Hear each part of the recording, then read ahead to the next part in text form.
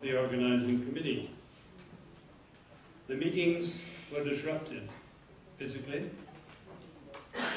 as a result of serious dissatisfaction with the African Studies Association of the US, with many American scholars, especially, but not by no means exclusively, those of Afro-American origin.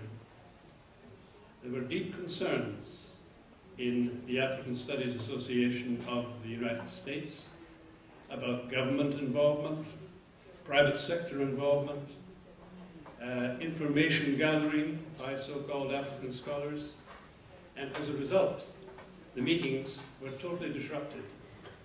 People came in and took away the chairman's microphone, and so on and so forth.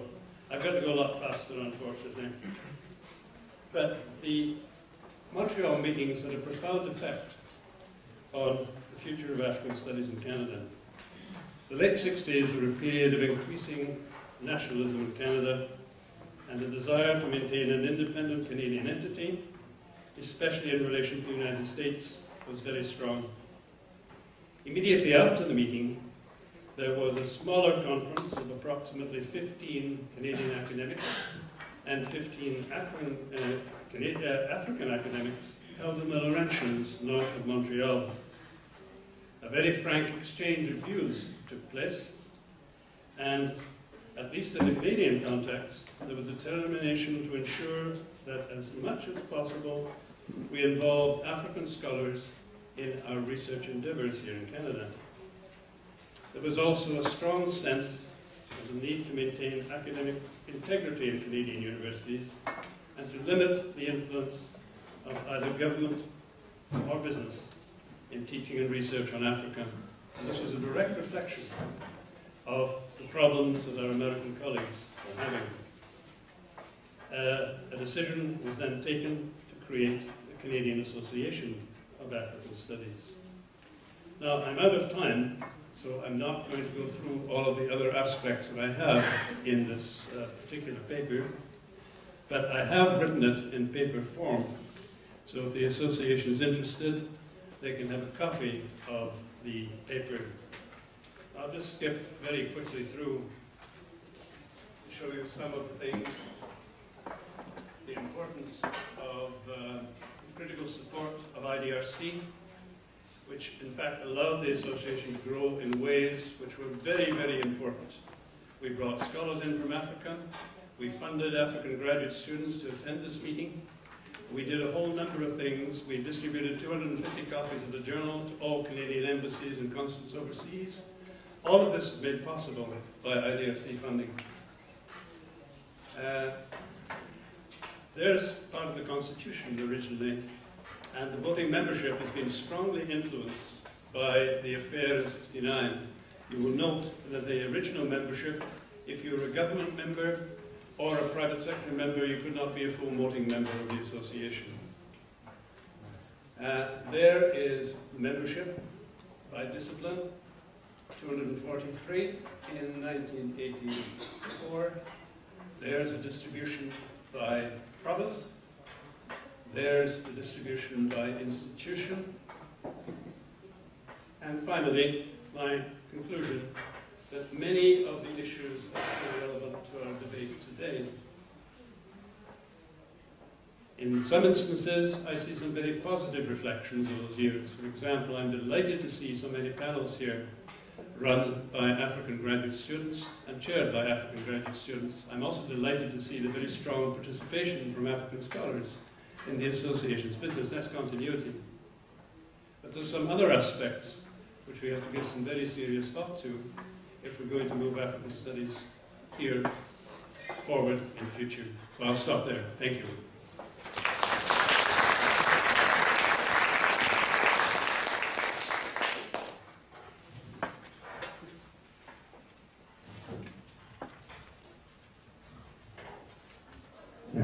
Yes, should I go?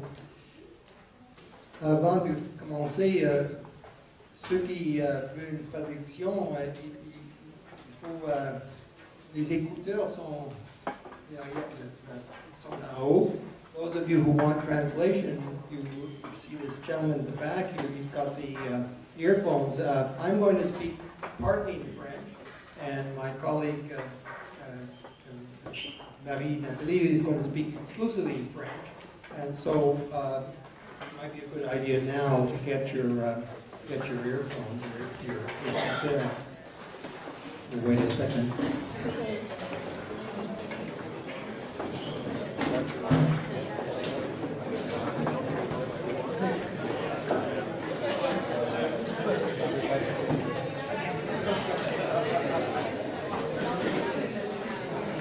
You have to show ID to get the, you have to leave ID, yeah.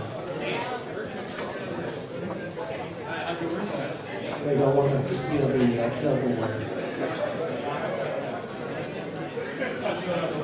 You know it.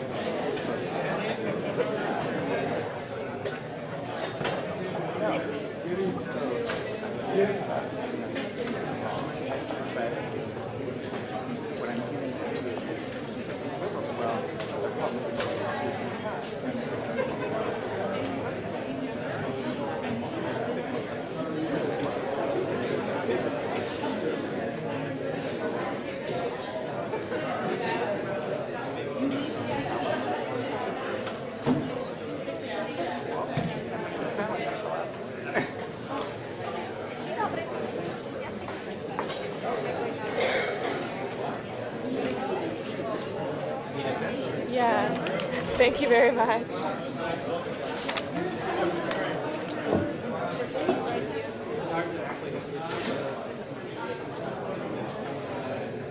So what is this going? I feel like filling a whole form. Yeah. Put your ID in it, and then they can put earphones and do the simultaneous translation for you. So, but that's speaking English. No, because they're speaking French. One woman is going to speak entirely in French, and the guy who speaks next is going to speak partially in French. So I would plug in the assets. Yeah, and then the woman in the booth over there is doing the translation, I think. Okay.